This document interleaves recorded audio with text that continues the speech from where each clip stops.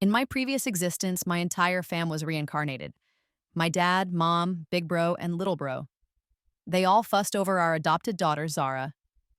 After our rebirth, Zara asked my dad, now known as Mr. Grant, for a lavish mansion. But he ended up making me, Ava, live there instead. Zara then wanted my brainy brother Leo to tutor her. Yet Leo kept bugging me, pleading for tutoring instead. She also desired for my super popular elder brother Mason to visit her school, but Mason chose to come see me instead. Zara craved my mom's handcrafted diamond necklace, yet mom ended up putting it on me. Jenna, how could you mess up your sister's room like this? You know it's not cool, right? Mom snapped, pointing at a wall smeared with red paint and bizarre symbols. Zara, with tears streaming down her face, sobbed, Mom, don't blame Jenna. I shouldn't be stuck in this house any longer. Jenna is your real daughter. No matter how sweet I am, she'll always resent me. I probably trashed the room just to vent. I'm out of here today. Y'all act like you never adopted me. Her voice dripped with a mix of sorrow and resentment as she pretended to pack her things. Mom rushed to comfort her, while a young, irritated, and icy tone came from the living room. Let Jenna move into a dorm, or if she can't hack it, get her an apartment near school. Ever since she came back, peace has been a myth around here. That was Leo, always in his study, gaming after dropping that remark. And after a few moments of frowning and deep thought, Mom, exasperated and helpless, said, Jenna, how about you take a break and move out for a while? Our high-end apartments near the school are owned by the family business. I'll have someone show you one, even hook you up with a maid. Watching Mom seemingly try to boot me out, Zara's eyes sparkled with a hint of triumph. Truth be told, Zara had been the one who doused her own room with red paint and etched those creepy symbols, just to frame me and get me kicked out. For nearly half a year since my return, she'd been pulling stunts like that on a daily basis. It wasn't just at home. Zara's cronies tormented me at school too, and nobody gave a damn. In my previous life, I poured all my energy into fending off her antics and trying to win my family's approval, which led to failing grades and a tragic outcome. Being reincarnated, I decided I didn't need any of them anymore. Even though Dad is a major company boss, Mom a top-notch jewelry designer, Mason a megastar, and Leo a brilliant scholar, I didn't want them in my life. Thinking I was quiet from sadness, Mom softened her tone. You can check out the apartment. If you're not vibing with any of them, you're free to come back. I interrupted bluntly. I'm out. Mom was taken aback by my sudden agreement. For the past 6 months, I'd been desperately trying to fit into this family. Even during clashes with Zara, I never mentioned leaving. I wasn't about to explain myself any longer. Even if I tried, Mom and Leo wouldn't believe Zara deliberately made her room look like a horror flick. I dashed straight to my room, packing up my belongings from the orphanage. Just then, my door swung open. There stood Dad, or rather, Mr. Grant, who was a total workaholic, always jetting off. In my last life, I could count the number of times I actually saw him on one hand.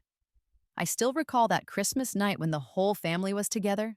Zara clung to me, sweetly calling me Ava, right in front of everyone. But then, behind my back, she shoved me into the pool. She then theatrically jumped in after me, feigning a rescue, but ended up screaming even louder than I did, drawing all the attention to her while I nearly drowned the day I returned. My no-nonsense nature forced me to point at her after I was saved, telling Dad she pushed me. Zara then cried, playing the victim and insinuating that I couldn't stand her and wanted her out.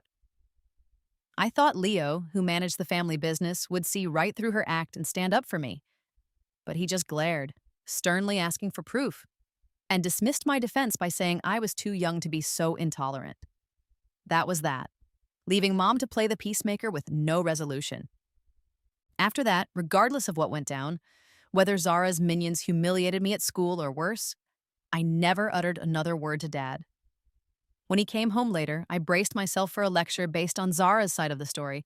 I didn't even meet his eyes as I packed faster, but instead of scolding, he strode over and hugged me tightly. Holding me so fiercely that his voice broke with remorse, he cried, I'm so sorry, my daughter. It's all on me. His shoulders shook like never before, unlike his usual untouchable demeanor.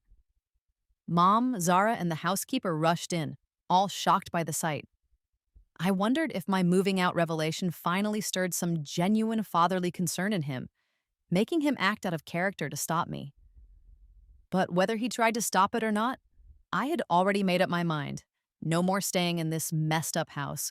With the painful memories of my past life, I wouldn't let family sentiment sway me this time. I pushed him away, grabbed my packed bag, and walked out. Dang, Ava, where are you going? Dad asked, now a bit calmer, grabbing me anxiously. I'm moving out, I replied firmly. I know, Ava, I know this house makes you miserable. But don't worry, with me around, you won't suffer anymore. Mom and Zara were about to chime in when the housekeeper quickly interjected. Leo, go check Zara's room. She splashed red paint and scribbled bloody symbols all over it. Dad frowned. I thought he'd scold me harshly like in the past life, and my heart tensed, but instead Dad tenderly stroked my head. This is your home, Ava. Everything here is yours. A messy wall is no big deal. If it makes you happy, you can even tear down the whole place. The rest of the family stared in disbelief. Then Dad turned his icy gaze on Zara and Mom, his tone turning as cold as ice. You want to boot my daughter out over this? We all froze, utterly dumbfounded. None of us expected Dad to protect me like that. Zara's eyes instantly filled with red, and she launched into that Oscar-worthy performance she'd given Mom before. Tears streamed down her face as she wailed, Dad, Mom didn't kick Ava out. None of us did. Ava did something super scary on my wall, and Mom just told her not to do it again. I wanted to leave on my own. Mom couldn't hold me back. Is this princess treating me like a mute again, blaming me? I couldn't take it any longer, and I finally spoke up. Believe it or not, it wasn't me who messed up the wall. No sooner had I spoken than Dad added, I believe her. The confidence in his voice was rock solid. Zara, mid-performance, was stunned into silence, staring at him in shock. I was completely flabbergasted, too. Mom didn't seem to believe me either. Did you see how horrendous Zara made your wall? Didn't you hear what she said? She denied it completely. How can you just assume it was Ava without even asking? Dad's stern rebuke left Mom speechless.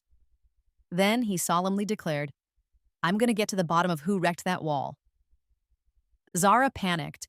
It was obvious she hadn't expected Dad, who never meddled in our domestic matters, to dig into such a trivial issue. In the end, the blame landed on a helper named Rose. Apparently, Rose had sneakily tried on Zara's new dress, and when the housekeeper caught her, she threw a fit and later vandalized Zara's room in revenge before bolting. Dad scolded Mom harshly. Mom felt a twinge of guilt, but her heart had always leaned towards Zara. Tearfully and insincerely, Zara apologized. Sorry, Ava, I was just scared. I know you never really liked me, so I believed the helpers and assumed you did it. Mom backed her up. Ava, your sister didn't mean it, so don't be upset. Dad didn't hold back. Zara, are you really implying that Ava is intolerant? Is that your idea of an apology? If you're going to say sorry, do it properly. Don't insult my daughter. Zara stiffened, taking a while before crying louder. Dad, I'm your daughter too. How can you say that? Mom hugged her tightly, trying to comfort her. What's gotten into you? How can you hurt Zara's feelings like that? Zara kept up her act. It's my fault. I made you all angry and messed up the home. I'll just leave. Mom, unable to bear seeing her daughter cry, stepped in to soothe her, but Dad cut in sharply. In that case, Zara, pack your stuff and move out now. Zara was stunned, clearly not expecting that. Dad then ordered the housekeeper, pack Zara's things and get a driver to take her to the school dorm. Seeing Dad's serious tone, Zara panicked and clung to Mom. Mom, I can't bear leaving you. Mom frowned deeply. Zara had never been outside before. Dad snapped, Quiet down. It's because you spoil her and blur the lines between right and wrong that our household is a mess. If you say one more word in her defense, you're out too. When Dad got fired up, Mom dared not argue anymore. After all, the fact that Zara falsely accused me was right there for everyone to see. Mom glared bitterly at Dad before trying to console Zara. Just stay away for a while. I'll find you a nice place to live. You'll be comfy. Zara tearfully agreed, though her eyes shot venom at me. At the breakfast table that day, I was served an extravagantly lavish spread. Ever since Zara discovered I loved cookies, the chef had completely banned them for me. Now all the servants who used to look down on me suddenly treated me with respect. Since Dad had made an example out of someone in front of everyone that morning, the housekeeper had already been busy packing Zara's things. Not only clothes, but she was also selecting the best chef, 2 drivers, 2 security guards, 4 helpers, 5 luxury cars, the whole shebang to serve Zara. Dad was livid when he saw this and demanded, "Who ordered so much for Zara?" The housekeeper, leaning on her seniority, said she'd practically raised Zara herself and was worried she'd suffer outside. Dad roared, "She's here to study, not to live it up. And since when did you get to make decisions in this house?" With a dismissive wave, he confiscated all the extras and then, in one swift motion, fired the housekeeper. Her desperate pleas for mercy were met with cold indifference as Dad had the security guards escort her out. Even though she'd served the family for over a decade, Dad axed her in a heartbeat.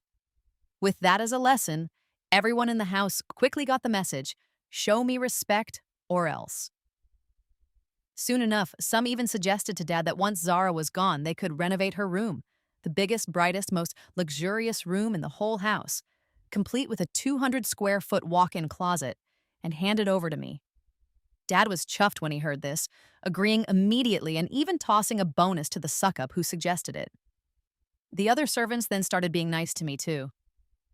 I wasn't entirely sure why Dad suddenly flipped his attitude, but if he was willing to dish out the perks, I wasn't about to complain.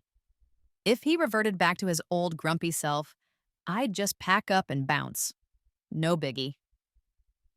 That night, Zara stayed holed up in her room, skipping breakfast. While I was eating, Dad came over asking if I wanted anything else. He promised to have someone whip it up or grab it for me. I was content with my cookies and shook my head. Then Mom sidled up, giving Dad a frosty look and whispered, "You went too far with Zara yesterday. She cried all night. Her eyes are all puffy. It breaks my heart." Dad then placed a bowl of soup before me, instructing me to eat slowly and turned to Mom. "You need to understand one thing. Ava is our true daughter. She shares our blood. I get it.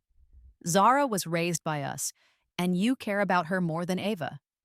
I don't expect you to love Ava completely, but at least don't play favorites. Right now, I just want to make it up to my daughter and protect her from bullies so she can finally have a happy life." I glanced at Mom. Her expression was a bit off for a moment, but soon she recovered, defensively asking, "How have I been favoring one over the other? All the kids get the same allowance every month." Then she quickly switched gears. "Fine, ignore Zara if you want, but you can't ignore your brother." Leo retreated to his room after dinner the previous night and hadn't come out since. Dad, clearly annoyed, said, "Aren't you his mother? You check on Leo. I'm staying with my daughter for breakfast." After breakfast, Dad declared he'd drive me to school himself. Meanwhile, Zara, who still hadn't shown up, emerged from her room dragging a suitcase, her face pale with tear stains, looking all pitiful. Mom rushed over, ordering the servants to take Zara's suitcase and asking, "Do you want to eat or drink anything, Zara?" Zara mumbled a soft no as she looked up. Tears were about to fall again, until Dad pulled out an exclusive black card from his wallet. Suddenly, her tears dried up. She grinned sheepishly and said in a saccharine voice, "Daddy, my allowance is cool, but since it's from you, I'll take it." "Thanks, Dad. I'll use it smartly." When she reached for the card, Dad handed it to me instead. "Ava, you use this," he said. Zara was shocked and then broke down, shouting in her trademark sweet tone, "Dad?" Dad frowned. "Didn't you say your allowance was enough? If you're good, you don't need a card." Mom, now a bit more composed than Zara, but still not on board, chimed in, "Ava's never even used a card, and she's still a student. She doesn't need it." But Dad was insistent. "Exactly because she's never used one. She needs to learn. Ava's 17. She needs cash for study supplies, clothes, bags, watches, hair accessories, all of which cost money." Zara stared at the black card in my hand, her eyes burning with envy. I noticed her fist trembling with anger, and I couldn't help but feel a tiny bit smug. So I accepted the card without fuss. Dad even offered to drive me to school himself, which made Zara's face twist even more, her eyes filled with malice. Just as we were about to get into the car, Mom cried out from inside the villa, "Leo, Leo, what's wrong? Wake up, don't scare me." Apparently, Leo had passed out in his sleep. Since Dad couldn't leave, he had the eldest driver take me, while Zara left in another car. I asked the driver to drop me off at a specific bank. At the bank, I flashed the card Dad had given me and got top VIP treatment. In less than 10 minutes, I managed to cash out 5 grand and stashed it in my backpack. Back in the car, I spotted a number in the school directory and dialed it. Caleb, a notorious school bully with a rep even worse than the others who tormented me. When I first transferred, Caleb had helped me once when he saw me getting picked on. After that, the bullies got even nastier. To avoid visible injuries, they'd resort to needles, kicks, and punches right to my gut. They even stuffed dead rats in my backpack, splattered blood on my desk, and just didn't stop. I told my family about the bullying, but they were too wrapped up in their own issues. They just couldn't fathom that school bullying could be deadly. None of them took it seriously. After the brutal round of bullying, I wasn't bold enough to ask Caleb for help, but this time, I had to protect myself. I called him up. "Hey, it's Ava. I want to hire you as my bodyguard. Meet me at the school gate. I'll pay you $1,000. Caleb, who needed cash badly, he'd been rocking the same ragged uniform until it was practically falling apart, agreed in a heartbeat. I even asked, "If the bully is a girl, will you still hit her? You cool with going into the girls' restroom?" Caleb chuckled mischievously. "If you say hit, I'll hit. If you say go in, I'll go in." At school, the bullies were waiting at the front gate. In my previous life, I was timid, kept my bangs long to hide half my face, and slouched along.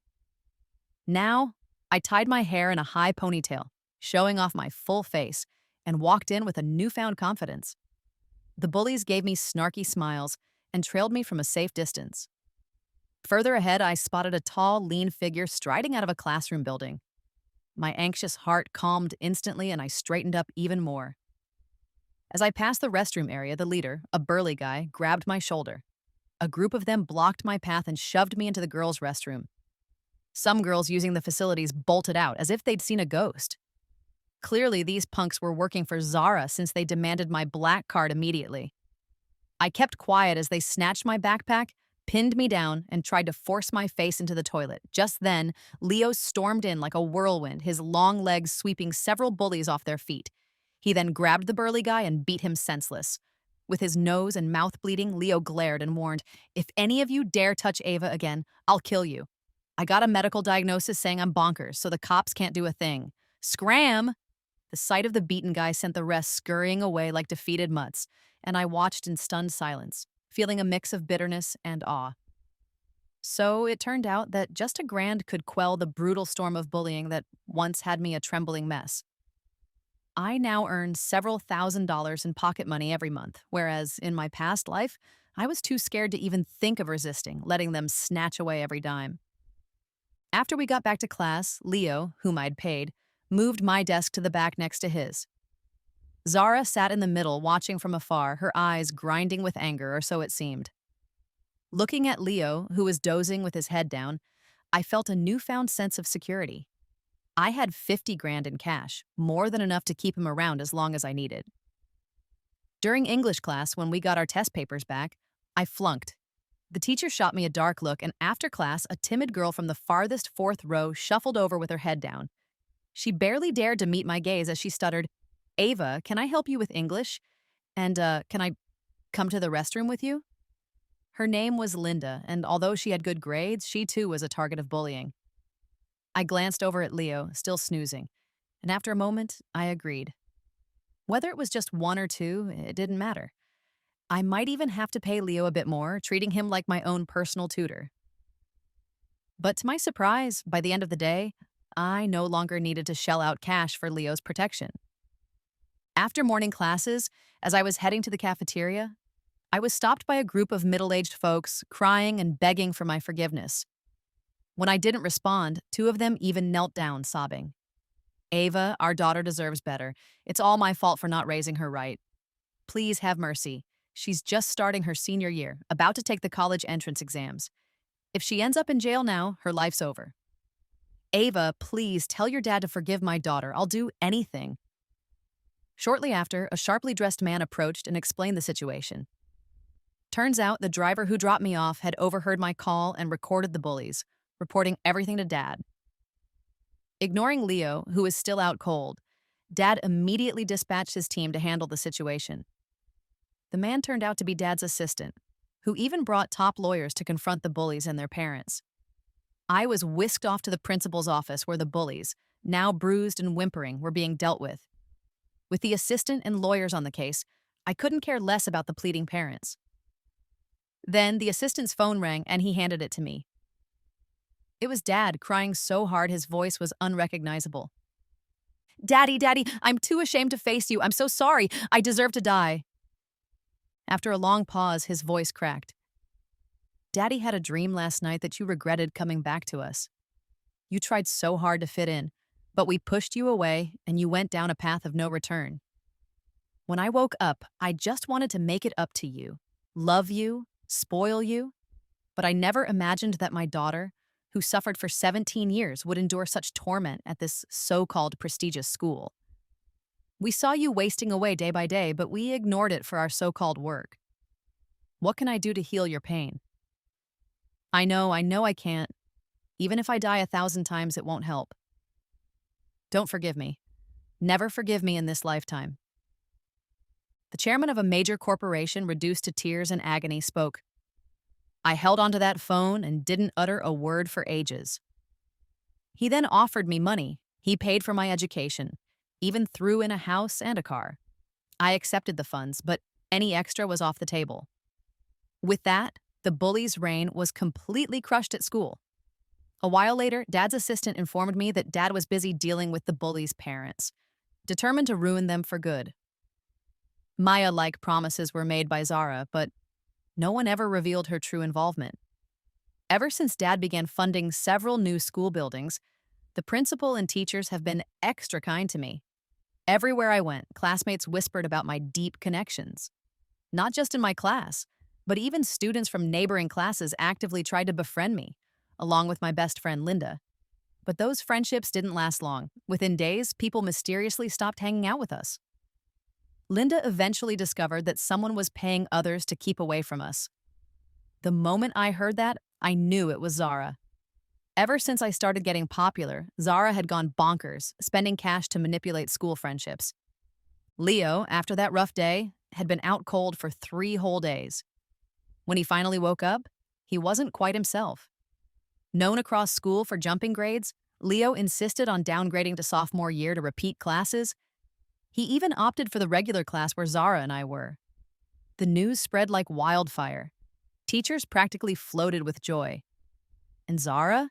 She was over the moon, practically broadcasting the news around class. Before Leo even arrived, everyone already knew he was her brother. Dad had always drilled into us to keep a low profile to avoid unnecessary drama, but Zara threw that advice out the window. Her connection to Leo only boosted her popularity. Some even wanted to befriend her just to snag tutoring from Leo. Many even eyed her as a future sister-in-law, since Leo wasn't just a genius. He was insanely handsome. The school forum still buzzed with debates about him, and another heartthrob. The day Leo transferred to our class, some girls strategically left an empty seat next to Zara's for him. Zara's desk overflowed with colorful love notes and gifts. When Leo first came to school, people even sent him presents. But he coldly tossed them all, and with his fierce reputation, no one dared give him anything after that. They'd even cross the street to avoid him. Hearing footsteps outside the classroom, the excitement among the girls near Zara was palpable. There he was. Sharing a class with a genius in this life was too dope to miss. Zara, grinning, remarked, "He likes white, right? I wore a white dress today and got in trouble for not wearing my uniform for over an hour. He better notice me." I teased, "Zara, I'll do your chores for a week if you help me give him this chocolate, okay?" One girl whispered, "Do you think Leo's cold? He barely talks at school." Zara laughed loftily.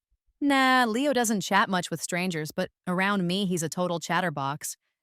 He's been glued to me since we were little. He transferred just for you, didn't he?" Another friend added, You guys have such a solid sibling bond. It's enviable. I scribbled some notes replying, not our business, don't even worry about it, but seriously, he's really handsome. You into guys like him? Leo, usually napping in class, surprisingly peeked at me. I shook my head firmly and Linda responded with an "oh." Leo then closed his eyes and drifted back to sleep. Soon, Leo walked in with our teacher. An unusual hush fell over the class.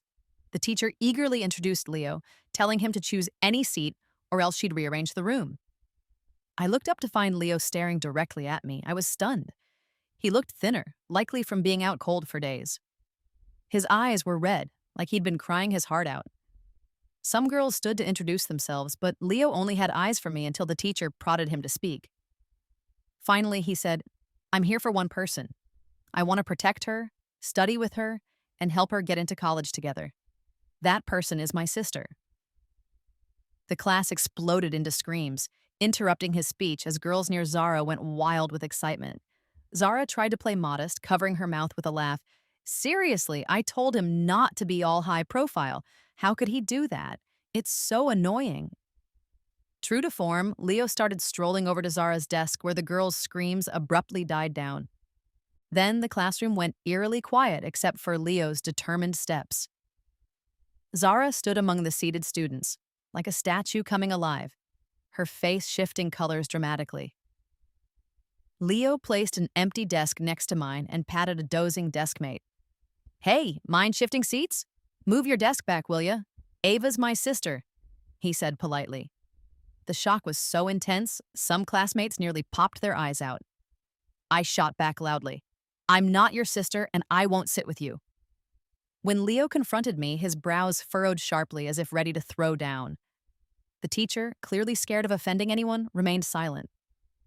Leo's eyes blazed as he stared, and I kept my face cold.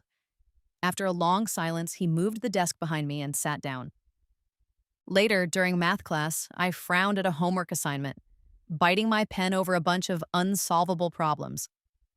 Before long, a neatly written solution sheet was slid over from behind. I was oddly startled. Leo's unusual behavior reminded me of how Dad had been acting recently. Could it be that Leo, too, dreamed about how I tragically died in my past life?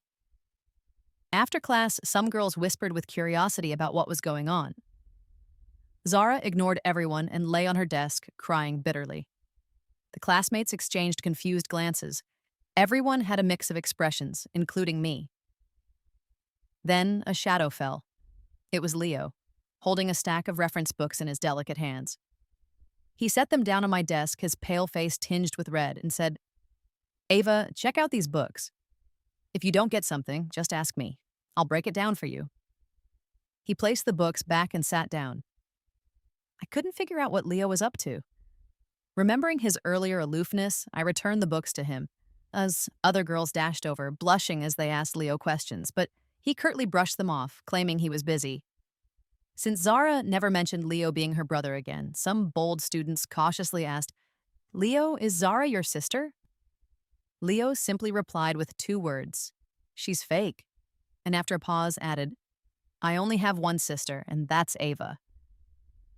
Zara burst into tears again, and Leo pretended not to notice, dragging a chair over to me and opening a reference book. Ava, your previous school might have been lagging behind our pace. That's why you're having trouble with these problems. It's all good. I'll explain it. I snapped back. No need, but Leo persisted.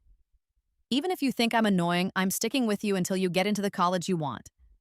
If you don't like it, just switch seats, but say one more word and I'll hit you. Unable to win the argument, he rolled up his sleeves, acting all tough. I gently restrained him as Leo frowned. Ava, you aren't going to reject my tutoring, are you? I stayed silent, just grabbing one of his reference books, silently accepting his help. After all, getting into college was my #1 goal in this life, and Leo was an ace tutor. Before long, Linda, blushing, joined in. Emily, I'm not good at math and physics. Can I join your tutoring sessions? Leo immediately agreed, sure, you're Ava's good friend, and she's my sister. Of course you can join. Linda was ecstatic, nearly shrieking with joy, while many classmates looked on with envy. Zara sulked for days, eventually approaching Leo, looking extremely hurt, asking what she'd done wrong and why he was embarrassing her. Leo calmly replied, I didn't embarrass anyone. If you feel embarrassed, that's on you. It's not my problem. Zara burst into tears again. But you do have time for Ava?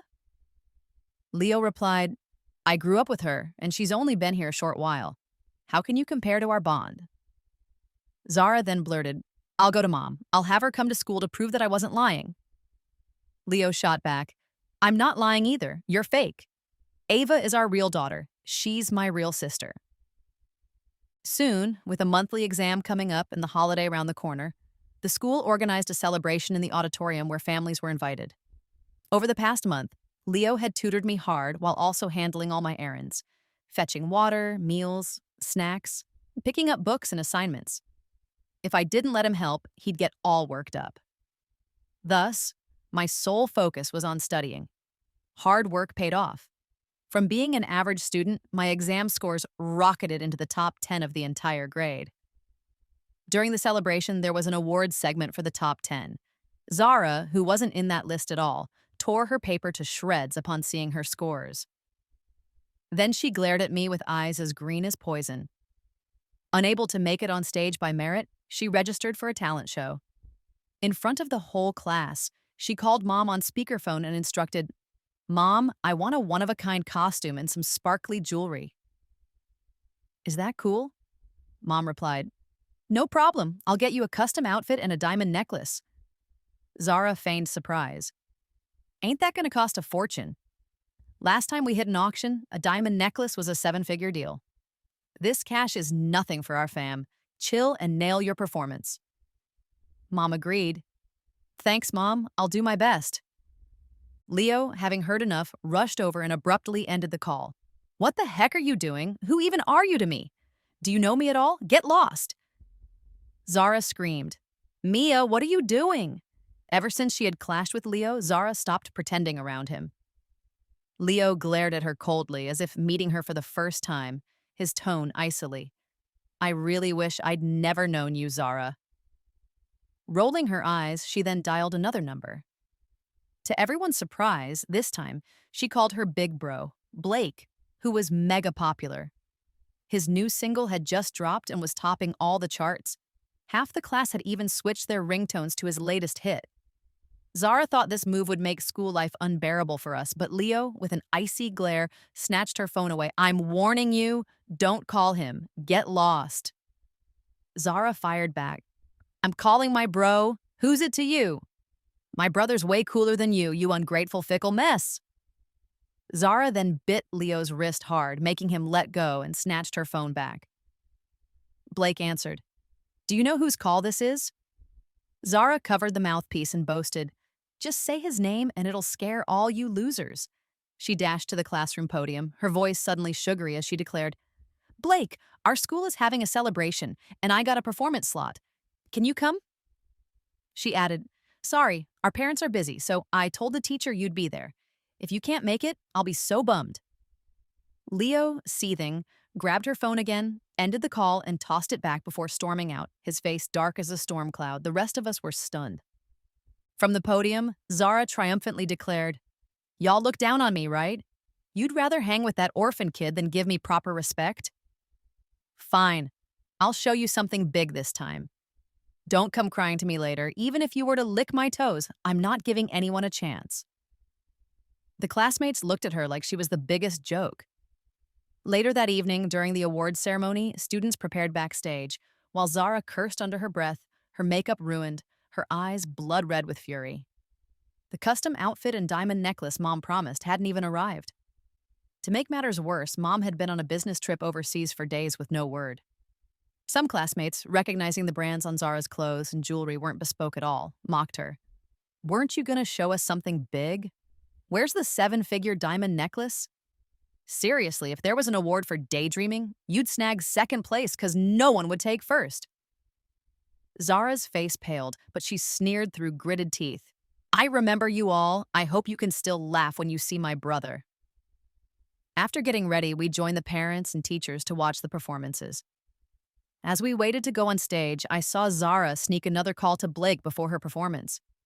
Sitting next to me, Leo tried dialing Blake's number, but it wouldn't connect. Soon enough, Zara took the stage, her act ending without Blake ever showing up. The entrance remained calm, and I saw Leo visibly sigh in relief. The host then invited the top 10 students to the stage for their awards. Leo and I were on that list. As we stood in line, Leo turned to me with a calm, gentle smile and whispered, "Don't worry, I told him Blake wouldn't come." I stayed silent. Whether Blake showed or not meant little to me, only Zara desperately hoped he would. When I first joined the family, Blake was rarely around, just 2 or 3 times in the past half year. Even then, he was always napping. Aside from Zara, who clung to him, he barely had the energy to speak to anyone. So even if Blake had come, he'd likely just focus on Zara. Then, suddenly, a burst of commotion erupted from the hall entrance, followed by screams. Teachers scrambled to control the chaos, but it was too wild. Amid the uproar, a dazzling figure emerged, a guy in sunglasses, unmistakably Blake, looking every bit the star with his perfectly styled hair and radiant presence. Zara turned bright red with excitement, shrieking, "Blake's here! Move over, he's here for me!" No one else could hear her over the chaos. The school had never witnessed such a scene before. Security and teachers rushed in to manage the unruly crowd. Zara, desperate to get close to Blake, leapt onto the stage, grabbed the host's mic, and bellowed, "Blake, I'm here! Can you see me?" Her voice boomed over the speakers, instantly silencing the hall. Everyone was utterly shocked, yet Blake seemed unfazed by Zara's outburst. He strode onto the stage and headed straight for us, the award recipients. In front of everyone, he embraced me tightly, his suppressed low sobs audible. That scene felt strangely familiar, just like how Dad had acted before. A light bulb went off in my head. Could it be that we were all reborn? Their sudden, uncharacteristic behavior fit the pattern of a rebirth perfectly. It was like they were trying to compensate for my lonely, dependent past and tragic end. But Dad always said it was just a dream. Didn't he realize he was reborn too? I was utterly confused, my mind in a complete jumble. In that haze, I saw Blake tighten his grip on my hand and pull me to the front of the stage.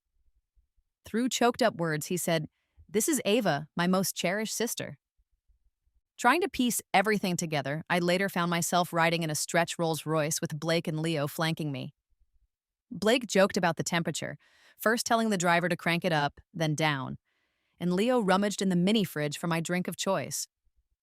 I just said, "I want some peace," and they both nodded, so careful not to make a sound.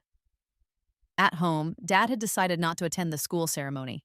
Instead, he had the chef whip up a feast and even cooked himself for the first time in over 50 years. Every cookie looked oddly misshapen. He offered me a plate of those handmade cookies and urged me to try one. But before I could, our pet dog, Max, leapt up and snatched a cookie, gobbling it down. Since the dog had touched them, Dad forbade me from eating any. Soon enough, Max started barking like crazy, sprinting around the house. The servants tried to catch him, but he was unstoppable.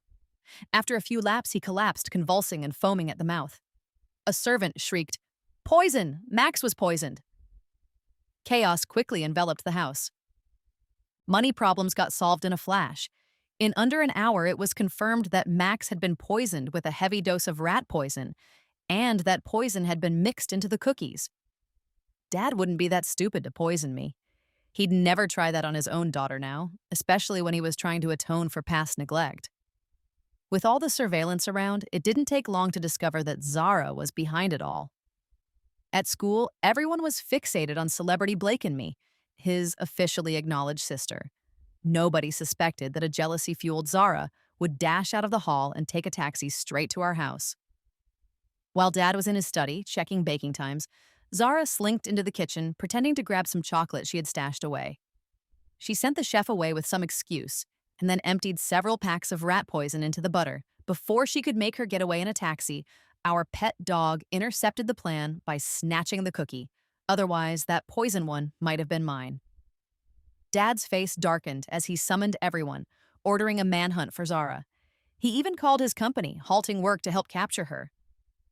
While we all sweated bullets over my safety, Mom, who'd been away on a trip, suddenly returned carrying a sleek black velvet box. She looked pale and injured, with several fingers bandaged, and wandered toward me like a zombie. The softness in her eyes made me think that maybe, just maybe, our rebirth wasn't all a fluke. Mom seemed reborn too. Seeing her, Dad's pent-up anger exploded. He lobbed a rat poison-laced cookie at her, shouting, "Look at your precious daughter! You poisoned Ava! If it weren't for that dumb dog, your own daughter would be dead by now. I swear, when I catch you, I won't let you off." Mom stiffened, expressionless, yet she pressed on toward me. Then, she opened the velvet box, revealing a stunning diamond necklace that gleamed brilliantly despite the fading light.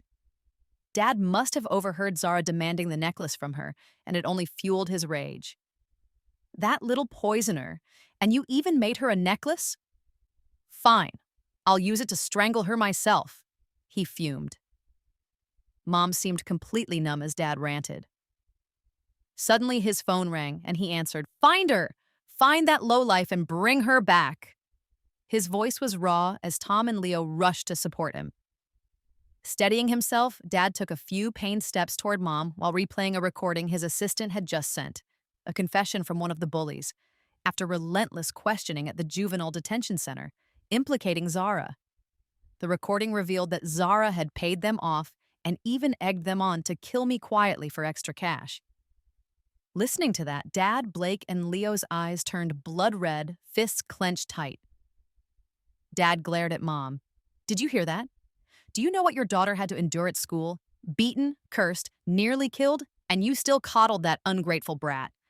You think a necklace now can fix your wrongs? You gave birth to her but never raised her right. And then you protected the ungrateful bully who tormented your own daughter?" As he kept yelling, he bent over in pain, squatted, and cried out, "We're all guilty. None of us deserve Ava's love. Ava was right. She shouldn't have come back with us. We're not her family. We're executioners. We killed our own daughter." Blake and Leo lowered their heads, crying uncontrollably, while in the enormous dining room, only Mom and I remained tearless. I stared at them coldly as they ripped open the wounds of my past life. I felt that familiar searing pain again, but no new tears came. I'd already shed them all in my previous life. Just as I was about to leave that suffocating room, I heard Mom retch. I turned and saw her spitting up blood repeatedly until she collapsed. Dad and everyone practically combed the entire city. After the new year, they finally found Zara hiding in a grim, run-down black market clinic. She had contracted a nasty disease and was beyond recognition. When Dad got wind of it, he rushed over first and I followed close behind. Dad, who'd never hit a woman, ended up slapping Zara multiple times as soon as he arrived, making her face swell dramatically. Zara screamed, "Why are you hitting me? I was your beloved princess. What did I do wrong? Why did you bring Ava back? She should have been gone. Why did you bring her back to share everything with me?" We'd raised Zara as our own, giving her the best of everything, but she'd rallied people to bully my daughter and even tried to poison her. And now she had the nerve to whine about it? "Where's your conscience?" Dad roared. The more he ranted, the angrier he got. Finally, he grabbed a broom and hit Zara so hard that she passed out. Dad wanted to gather evidence to lock her up just like the other bullies, but before he could finish, Zara died. Her body was so rotten that it reeked for miles, and the whole street cursed her name. Mom's condition wavered. When she was okay, she either stared at me or at pictures of me all day, or retreated into her workshop to keep crafting jewelry for me. Even with injured fingers, she just couldn't stop. She'd barely respond if anyone tried to intervene, and if forced to, she'd simply faint again, mumbling, "Zara, you're inhuman. Ava, my daughter." Eventually, I used Dad's money to transfer to a university thousands of miles away, ensuring that no one came to see me off. I made sure nobody visited. Everyone tiptoed around me. When I said no, nobody dared disturb my life. I accepted shares in the company and the money they sent me. Leo was the only one who stuck by my side. I started college, got into business, and with my earnings, and the money from the family, aside from my living expenses, I opened welfare homes in every city I visited, adopting countless orphans and giving them the love they truly deserved. In all my welfare homes, whether a child was adopted or later reclaimed by their biological family, if any kid faced hardships in their new home and wanted to come back, we'd welcome them with open arms. Eventually, Leo and I got married, had kids, and built our own family. I never laid eyes on anyone from my original clan again. Even though Blake became a big time celeb for decades, I only ever saw him on TV, never in person. Years later, a lawyer showed up with mountains of documents to sign over stocks, shares, and assets. That's when I learned that both dad and mom had passed away. On their deathbeds, they left everything to me.